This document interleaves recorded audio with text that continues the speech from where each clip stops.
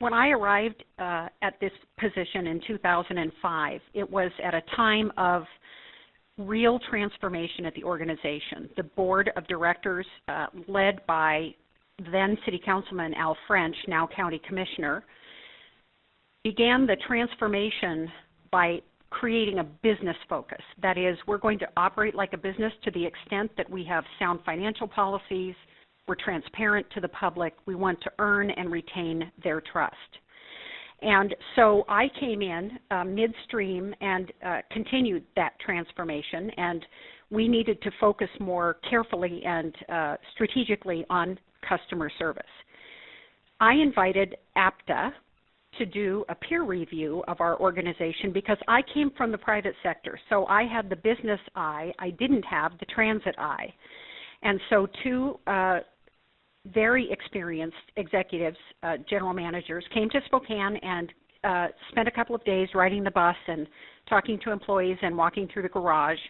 And afterwards, they gave me their recommendations. They told me what they thought we were doing well and what we were not doing well.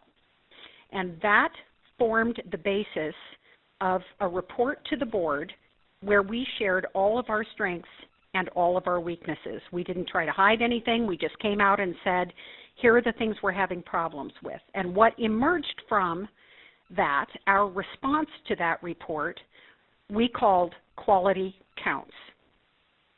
And Quality Counts recommendations totaled $1 million in the first year.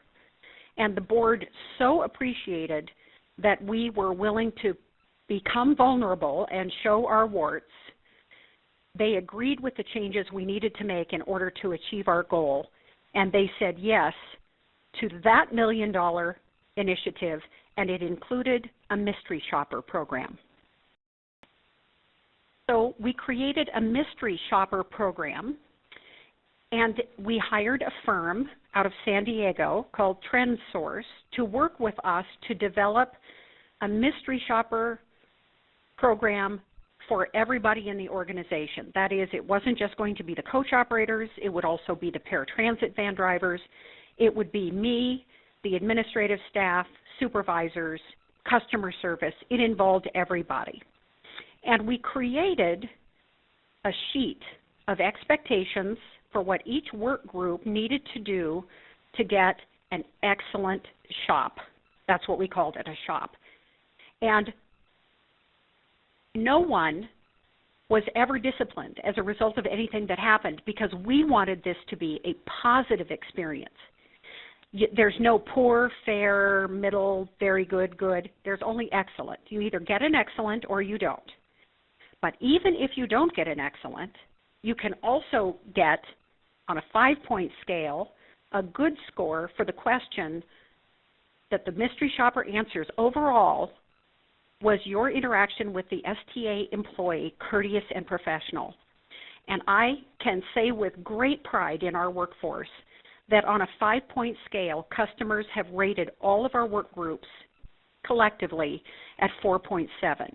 It just doesn't get any better than that. There were some challenges along the way in developing the Mystery Shopper program, and we worked on it for a full year before we rolled it out because we knew the stakes were high. The employees were ready to hate it because there had been a, what did they call it, a spotter program that management had used just for coach operators before I arrived, and its intent was to catch them doing something wrong. And so we wanted our program to be so well done and to focus on what is good. In other words, to catch our employees doing something right. And so they were ready to not like it.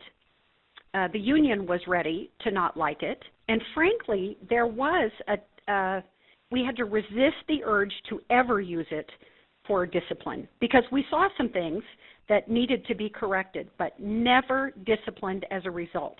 The supervisor would get the report, meet with the employee the day or the day after the shop, go over the results, and if it was an excellent shop, the employee gets a pin and their name goes into drawing at the end of the month. So $50 for each of the 3 congregated work groups gets a drawing, and now coach operators like it so much that they're intensely disappointed when they miss excellent by 1 point. And it has become many of their goals to get an excellent at every shop. So we had some initial obstacles, but really because the operations director here did such an extraordinary job in being very deliberate about developing the tool and training to it, that we have just been really happy with the results. There have been multiple payoffs for us from implementing the Mystery Shopper program under our Quality Counts program. One has been that we've been able to recognize employees whose workplace is in a bus or in a van or in a call center. Well, we don't get to see them. And so we can say that customer service is our highest priority, that excellence is our goal, but if there's not a way to measure it, then really that's an empty promise. So we have learned that 90% of our employees are outstanding, maybe higher. What we know is they get high ratings for being professional and courteous, and fully half of our employees have gotten an excellent shop. So they know that we know what a great job they're doing in an often demanding and difficult environment.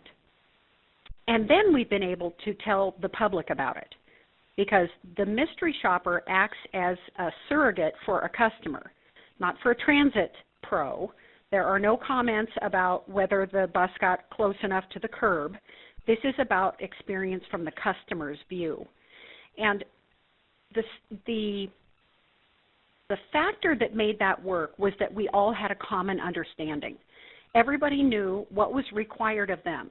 For administrative people and customer service, you had to answer by the 3rd call. You had to say your name and your title. You had to ask for their name and telephone number if a follow-up was required, and a number of other things, and much more